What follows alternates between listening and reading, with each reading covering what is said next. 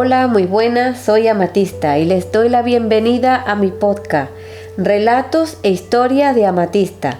La historia que os traigo hoy, para mí, es uno de los expedientes X más importantes y que más ha dado que hablar aquí en España. Es el misterio de las caras de Belme. Comenzamos con esta historia. Agosto de 1971, en la calle Rodríguez Acosta, en la casa de la familia Pereira, ocurrió uno de los episodios más inquietantes e inexplicables de la historia de la parapsicología en España. La familia Pereira estaba compuesta entonces por el matrimonio Juan y María y por un hijo soltero llamado Miguel, que se dedicaba a las tareas del campo. Su casa era sumamente sencilla, con un fogón frente a la cuadra para albergar a los animales domésticos. El día 23 de agosto, María, como de costumbre, estaba en la cocina, pero en un momento dado se dio cuenta que en el suelo del mismo fogón se apreciaba una cara humana. María se asustó y no daba crédito a lo que veía. Aquellas manchas, cada vez más claras, se veía perfectamente un rostro. A María le daba la sensación de que aquella cara la miraba.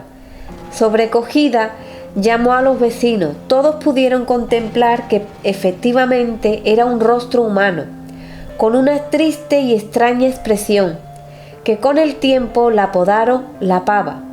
La pobre María trató de borrarlo fregando el suelo con todo lo que tenía a mano, pero lo único que conseguía al fregarlo era darle más nitidez y más brillo.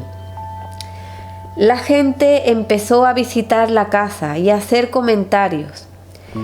Para los vecinos de Belme, la palabra parapsicología tal vez no se había oído nunca. Solo se especulaban con hechos acaecidos muchos años antes.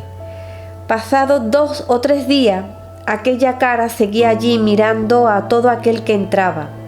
Miguel, el hijo de María, cansado ya de tantas visitas y de tantos comentarios que hacían, tomó la solución que él creía mejor. Tomó un pico y destrozó la cara, y luego le echó una capa de cemento, que era de lo que estaba hecho el suelo. La familia, una vez desaparecido el rostro, intentaron llevar su vida normal, pero esta paz duró muy poco. Una noche, Miguel, el hijo de María, llegaría tarde a su casa. María le deja la cena tapada en el fogón para cuando llegue su hijo. El matrimonio se acostó, y cuando el hijo vuelve, al coger la cena, se da cuenta que sobre el nuevo cemento había aparecido la misma cara que él había destruido. Este nuevo rostro le pareció más tosco que el primero, pero le produjo más miedo aún. Salió de la cocina para avisar a sus padres que había otra cara en la cocina. María, al escuchar a su hijo diciendo que estaba allí de nuevo la cara, confesó que aquello le produjo un escalofrío y un auténtico miedo. Iban pasando los días y aquella cara se iba perfeccionando más y mejor. A su entender, esta cara le imponía más terror que la primera. Algún vecino dio una versión de por qué se pudiera estar dando este fenómeno en la casa de María. Porque todas las casas de esa acera estaban construidas sobre el antiguo cementerio. Y entonces pensaron que tal vez excavando el suelo podrían explicar aquel fenómeno. Miguel, ayudado por otras personas, recortaron con mucho cuidado la parte del cemento donde estaba la cara y consiguieron sacar una losa de cemento con la cara sin estropearla. Después empezaron a cavar el suelo. No encontraron nada que pudiera ser la causa de aquel fenómeno. En efecto, salieron algunos huesos, de haber sido aquello un antiguo cementerio del siglo XII. Se tomó muestras de todo para analizarlo y se volvió a tapar el agujero. La profundidad era 1,30 por 80 centímetros de diámetro. El trozo de cemento en el que estaba la cara se empotró en la pared poniéndole un cristal, con el fin de que nadie la pudiera tocar. A partir de aquí empezó la gente a acudir a la casa de María, que comenzó a llamarse la Casa de las Caras.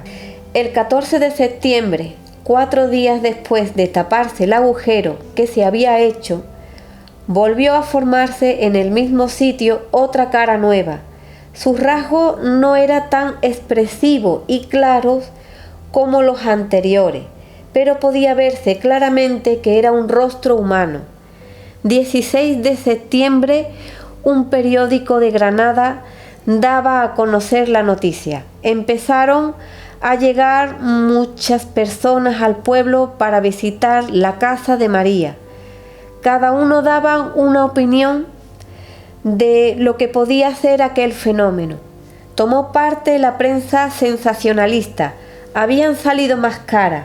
La noticia se volvió reflejada en radio, en la televisión, etc. Y es ahora cuando surgen los dos bandos, los que creían que era un fraude de unos desaprensivos que querían montar un negocio y los que creían y defendían que era un fenómeno paranormal. A la casa llegaron personas muy importantes que sí creían en este fenómeno. Llegaron parapsicólogos especialistas en psicofonía que estaban muy interesados por este fenómeno. Las caras se multiplicaban, era algo asombroso y el pueblo recibía todos los días una multitud de turistas que venían de todas partes para ver este fenómeno. A la vez también era mayor el número de periodistas que solo buscaba aumentar las tiradas de sus diarios. Un notario levantó acta de todo lo que se hizo en aquella casa, presentando la cocina y cubriendo de plástico todo el suelo. Se tomó nota de todas las caras que había en el momento, dejando instalado un magnetófono por si podía grabarse ruidos o palabras. Pasados los días que los científicos creían conveniente, se procedió el levantamiento de los precintos, encontrándose grandes sorpresas. Las caras habían aumentado de número y otras habían cambiado. Tenía entre sí grandes diferencias de estilos y características.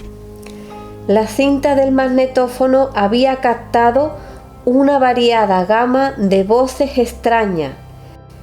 No dejaban de venir visitantes, y entre los visitantes llegó un pintor de gran categoría que dijo: «Si esto fuera un fraude, me gustaría conocer al autor, porque sería un genio de la pintura». Se sumaron a estas visitas aficionados a estos fenómenos, hasta personas famosas interesadas en comprar la casa. Mientras pasaban los días, algunas de las caras fueron desapareciendo y apareciendo otras. Fue muy interesante la cara de una mujer que ocupaba todo un rincón de la cocina y que se presentó con un ramo de flores en la mano. Pasado unos días se transformó en una copa. Pasaba el tiempo y la familia Pereira ya estaba muy cansado. No podían ni comer, ya que las visitas se le presentaban a cualquier hora. Y así pasaron los meses. Los parapsicólogos que seguían estudiando el caso, una madrugada de un 15 de diciembre, fueron testigos de un fenómeno paranormal en aquella casa, que fue el fenómeno más importante de todos los conocidos hasta la fecha. Un buen día, el periódico El Pueblo anunció que todo era un fraude, acusando a personas inocentes de que estaban interviniendo en la creación de las caras. La gente del pueblo se indignó mucho, incluso trataron a María de bruja. La familia, a pesar de todos los jaleos y escándalos, siguieron viviendo en la casa. Después que fue pasando el escándalo, el pueblo de Belme recobró su calma habitual, aunque todavía seguían viniendo muchos curiosos. Las caras no dejaban de multiplicarse. Unas se borraban y otras salían. Eran totalmente distintas. Llegaron a salir unos desnudos, caras de niños, etc. Un grupo de parapsicólogos lograron recopilar hasta 78 fotografías diferentes y con ellas formaron lo que ellos llamaron espobelmes. El fraude no existió. Las caras siguen siendo un fenómeno al que aún no le han encontrado una clara explicación. Lo que sí se puede asegurar que es el fenómeno parapsicológico de teleplastia, catalogado por los expertos como el más importante del mundo. Espero que os haya gustado este auténtico Expediente X español. Si es así, dejadme vuestros comentarios, suscríbete y comparte. Os espero en mi próximo podcast. Hasta pronto.